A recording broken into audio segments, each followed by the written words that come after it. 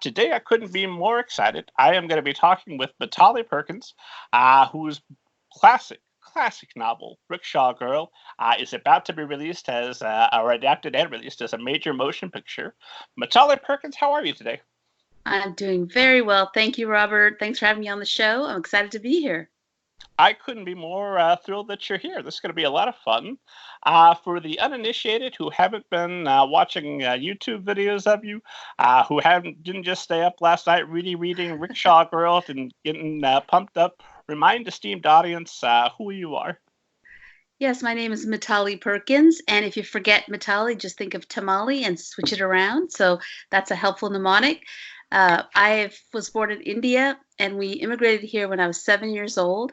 Never thought I'd be a children's book writer in a million years. When you immigrate, there's two choices, engineer or doctor. So becoming a children's book writer was not on the horizon, but I always read. I read and read and read, and eventually I wrote my first book, and then my second, and then bit by bit, now I think I have book 13 and 14 coming out, and many tales of rejection and woe along the way. But here I am, excited to be here as a full-time children's book writer. Well, that's about to be, although the rejection and woe was about to be in proportionate surpassed by the joy and the happiness of all the success that's followed since, right? Yes and no. As you know, when you've been here a while, there's always going to be some setbacks and disappointments, and you have to hold on tightly to the fact that you love the vocation, that you love writing books, and that you love writing books for kids, because it's an up and down sort of a career. It's not this trajectory from success to success usually. If you're going to be here for the long journey, I think there's always going to be some setbacks, but you keep going, you keep holding on with a bigger vision. That's what I've been trying to do. And I read that Rickshaw Girl, I think you said was rejected 22 times. Oh, that was my second book, Robert. Monsoon Summer. That took 11 years between book one and book two. I was soundly rejected. I revised it so many times, and Rickshaw Girl was also pretty well rejected. I don't think it was 22. I can't remember. I think it was maybe, I don't remember. It was a lot. And I like to imagine there are 21 editors in the world just kicking themselves on a daily basis. Yeah, maybe. No, if they're not kicking themselves, but I think yeah, it was just there was not a sense that at that time in the industry that children in America wanted to read books that were fully set overseas with no bridge characters, as I call them, no American characters to lead them into the worlds that were so far away. But as you and I know, children don't read like adults. Children cross borders so fluidly. They don't need bridge characters. They just jump right into a story, into another world, and they make friends there. And they don't need the sort of help that adults need to leave the comfort of one culture and go into another. So as soon as the industry opened its doors to my global books and realized, hey, these kids, not just mine, but other people's, kids love reading books about kids. And they can make connections, and they don't need that helping hand that adults do. You mean to tell me that adults don't always know the best thing for child readers? This is shocking. Yes, I do definitely. I think children read like they learn languages. They read with their hearts open, their minds open, and they just they learn stories like they learn languages. It's just easier for them than for us adults. We have our minds in charge of our hearts. By the time you're an adult and you're always judging and adjudicating and making sure that you like this story and criticizing, but children are just open, which of course makes the books for them even more dangerous in some ways because it's going to reach their hearts and minds. That's why I think there's so much conflict and turmoil over children's books in particular when it comes to adults, gatekeepers, getting all excited about them. But children, I think they're better readers, much better readers than we are.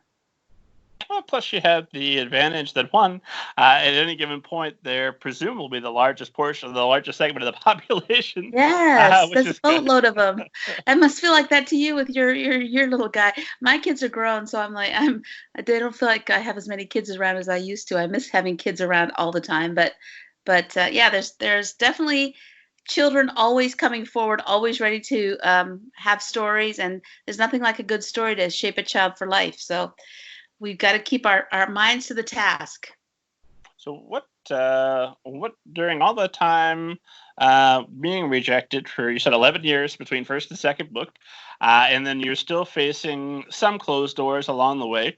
Not many. No, certainly not now. Not that you're the Mitali Perkins Oh of my the Middle Great gosh. Ninja podcast, among other things. That's right. I've arrived. This is the career pinnacle. I have so arrived right now. There's no more setbacks. All the doors fly This is the open. penultimate. I hope Yeah. I hope you take the time to breathe it in and enjoy it. Oh, wow, we're so What kept you going during all that time, and what keeps you interested writing specifically for teens and for children? I think it's kind of what I was talking about before, when I was explaining how children read differently. I think it's, and I was saying that we need to really feed them with stories. It's really that I've tried to hold on both to the career and to the vocation. Now, when mean a vocation, I mean a sense of purpose, that the reason why I was put on this planet. And I didn't come to that, as I said, I was thinking, oh, I'm never going to be a children's book writer as my career or my vocation. But I think I began to see how stories had shaped me and how they'd changed me and how they'd widened my imagination and the ability to imagine life in another person's skin. I was an avid reader as a kid. I was a feral reader. Nobody curated books for me. I just roamed the library and I would pick books and read them and read them. And so I saw how they affected me. And so I started realizing what a powerful vocation this is.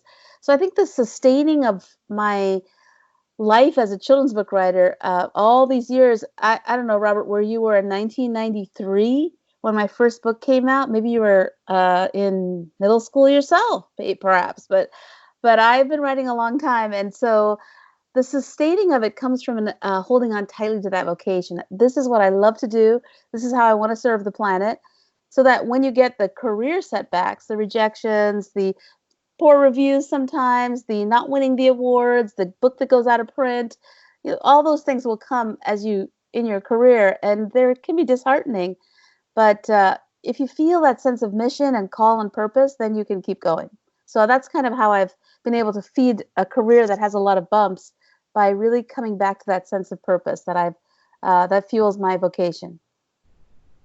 It was a good guess. I just did the math in my head. I was in 8th grade. Yeah, you were a middle school, I was in middle middle school. grade. And that's what all your viewers, if you're listening, you won't see, but when your viewers would say, "How could that be, Mitali? 1993?" That's when they would say that. Although now when I tell people I have kids who are 20, my kids are 27, no, I wait a moment because I think they're going to say, "What? You?" But you know what, Robert? Nobody says that anymore. They're just like, "Oh, Well, really? they Have want a to know who great? your plastic surgeon is. Do you have grandkids?" I mean, they don't. Nobody misses a beat, which is fine. I come from a culture where age is venerated and it makes you a celebrity. So I'm good with that. There's one advantage that I have in life is I have never been that attractive. So as I continue to decay and become less attractive, I'm not losing that much. It's fine. It's not Oh, tragic.